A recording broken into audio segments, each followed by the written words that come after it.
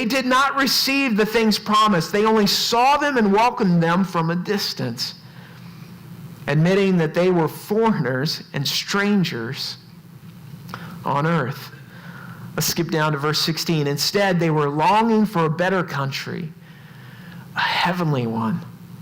Therefore, God is not ashamed to be called their God, for he has prepared a city for them. Even throughout the Old Testament, before the times of Jesus, and now those that are followers of Jesus, we've put our hope that God has prepared a place for us, that there actually is a heaven that God has prepared for us. Jesus himself, I said, I go to prepare this place for you. If it wasn't true, I wouldn't have said it. And we hang this certain hope on the assurance and trustworthiness of Jesus himself. But what does this hope do for us? Many years ago, I was going into a seminary and I took a spiritual inventory test. And one of the questions on there really struck me. I've thought about it and reflected on it often. The question was this: how often do you think about heaven? And I had to confess at that point in time in my life, I really didn't think about heaven all that much. Like many of you, you don't think about heaven until you're at a funeral, or maybe like me, you're riding with your wife and you have a near-death accident, because she's driving or something like that. Or you don't really think about it.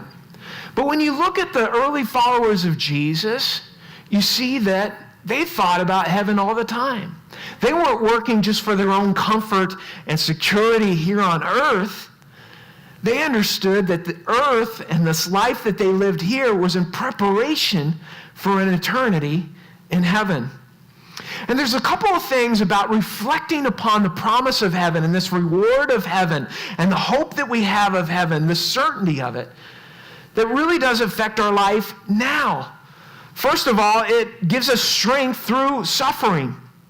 2 Corinthians 4:17 said, "For our light and momentary troubles are achieving for us an eternal glory that far outweighs them all."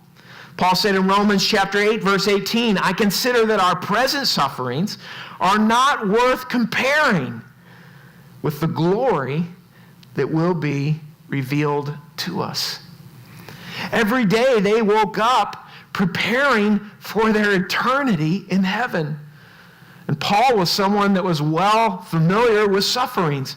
In fact, tradition tells us that he was hunched over like this and just kind of shuffled his feet as he walked because of the many, many beatings that he himself endured, all for the cause of Christ. In the midst of such great suffering, he was working towards heaven. Even Mother Teresa, who worked in Calcutta, India, this very, very dark, impoverished place full of starving people in such great need, she said, in light of eternity, all of the suffering of the world will not be any more significant than an inconvenient night in a hotel. Because that is how great heaven is going to be. And sometimes we're suffering and we're struggling and we're trying, but the idea isn't just to bring heaven to earth and we want to represent the kingdom of God as much as we can, but the idea is that our citizenship is not here. This world is broken. This world is temporary and will pass away. But we have an eternal home forever with Jesus.